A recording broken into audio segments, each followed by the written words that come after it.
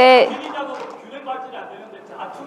그러게요. 그거 조심해야 되는데. 예, 그렇게 하도록 하겠습니다. 그럼 말씀 주신 분 뒤에 계신 여성분께 마이크 전해드리겠습니다. 네. 네, 다음엔 이분한테 기회를 주세요. 균형 발전 차원에서. 네, 발언 기회 주셔서 감사합니다. 저는 창원 성상구에 거주하고 있는 손재희입니다. 오늘 말씀 주신 데서 대통령님이 처음에 여성 청년들이 지역에서 빠져나가는 현상을 지적해 주셔가지고 굉장히 반갑게 들었고요. 그리고 지금 각 부처에서 말씀하시는 새로운 산업 전환 시대에 대해서 말씀하실 때 실제로 특히나 교육과 관련해서 새로운 인재를 양성하는 부분에 있어서 여성 인재들을 얼마나 육성할 것인가에 대해서 할당제라든지 이런 계획들을 어떻게 갖고 계시는지. 왜냐하면 실제로 경남에 있는 청년들이 좋은 일자리가 없기 때문에 서울 수도권으로 빠져나가는 거거든요. 그래서 경남이 만약에 산업에서 어떤 국가 전략 거점이 될 거라면 그것과 맞물려서 지역을 다시 활성화시키는 데서 청년 여성들이 이 새로운 일자리에 투입되는 것이 아마 국가 균형 발전뿐만 아니라 경남의 발전에서 굉장히 핵심적인 과제라고 생각합니다. 그래서 성주류와 관련해서 성별 영향평가 제도라는 게 중앙부처뿐만 아니라 의무적으로 하게 되어 있거든요. 그래서 아마 인원을 선발하거나 이런 데서 성별에 따른 고려가 있을 건데 지금 부처에서 실질적으로 어떤 정도의 계획들을 갖고 있으신지 말씀을 듣고 싶고, 또 만약에 준비되어 있지 않다면 반드시 고려해 달라고 부탁드리고 싶습니다. 감사합니다. 이게 되게 어려운 주제인데, 그죠? 이게 사실 제가 며칠 전에 어떤 기업인한테 들은 얘기인데, 지역에서 청년들이 빠져나가는 이유가 여러 가지가 있는데 그 중에 하나가 여성 일자리가 부족하다. 남성에 비해서 지방이 특히 수도권은 여성이 소소하게 이렇게 뭐 양일하면서도 양육하면서도 뭐 할 수 있는 알바 일자리나 이런 게 많은데 상대적으로 지방에는 그게 거의 없다 보니까 여성들이 소위 맞벌이를 하면서 살 수가 없다고 하더라고요. 그것도 매우 일리 있는 지적이어서 그 문제도 지금 아마 지역의 아마 교육 인적 뭐 역량 강화 이런 데 아마 성별 뭐 그런 거 고려를 못 하고 있을 것 같은데 좀 어때요? 특히 이제 창원의 그 기업들 산업이 대부분이 거친 그렇죠. 사람들 남성 중심으로 일자리죠. 돼 있습니다. 근데 오늘 아침에 하다가 우리 AX를 하면서 이것들은 여성분들이 충분히 할 수 있는 분야여가지고 창원대를 갔더니 여성분들이 꽤 많이 있더라고요. 그런데 할당제 이런 부분들은 저희도 좀 고민을 해보도록 하겠습니다. 좀 중요한 지적 같아요. 그래서 실제로 이제 가정을 꾸리기가 어렵다 이런 지적도 있어요. 사실은 지방에서. 그래서 또 떠난다. 그런 지적도 있습니다.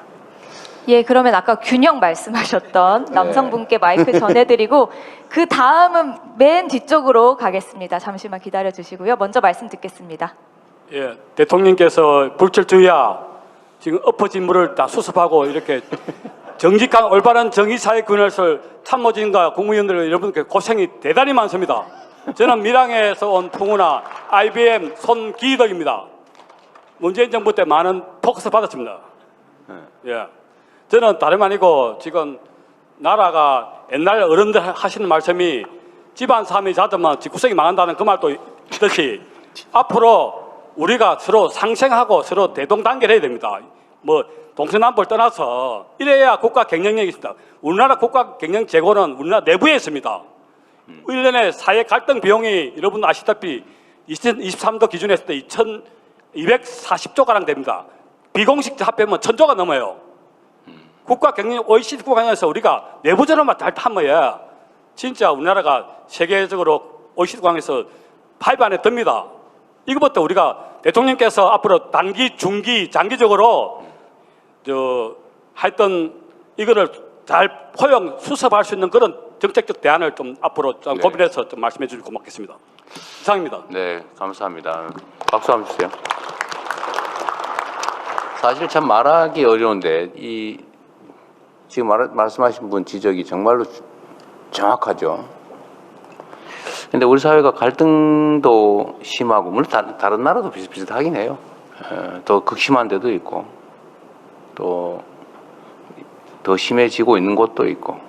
근데 대한민국은 그 와중에도 좀 덜한 편이긴 한데 그래서 지금 그 갈등 비용이 점점 커지고 있죠. 제가 그런 말씀 가끔 드리는데 대한민국은 이게 종교가 이렇게 다양하게 있잖아요. 불교, 천주교, 뭐 원불교, 개신교 막 많이 있는데 상당한 비중으로 비슷비슷하게 존재할 경우 되게 종교적 갈등 때문에 사회적으로 충돌이 발생합니다.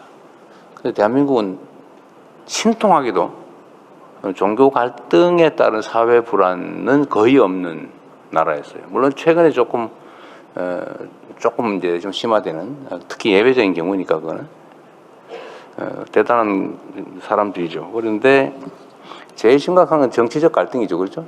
물론 저도 책임이 있습니다. 뭐 어찌 보면 제일 클 수도 있죠. 최고의 책임자니까 책임이 제일 클 수 있습니다.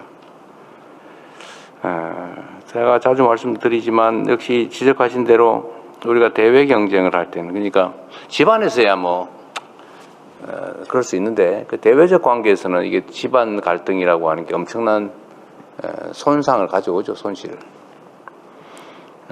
근데 이것도 역시 비슷합니다. 이게 잘하기 경쟁을 하기 위해서 갈등하면 그건 좋아요. 갈등이 있지만 궁극적으로는 좋은 결과를 빚죠. 근데 잘못하기 경쟁을 하면 이제 망하는 길로 가는 거죠.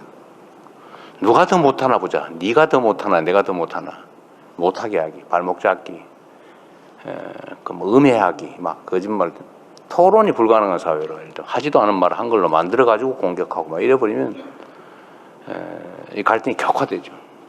사실 정치 풍토가 제일 큰 원인을 차지할 텐데 뭐 저부터 노력해서라도 지적하신 부분을 최소화하도록 해보겠습니다. 그런데 역시 이 문제도 제가 책임을 회피하자는 건 아니니까 오해하지 마시고 결국 국민이 하는 겁니다. 결국 그 자리에 누구를 갖다 놓을 거냐는 국민이 판단하거든요. 국민이 결정한다.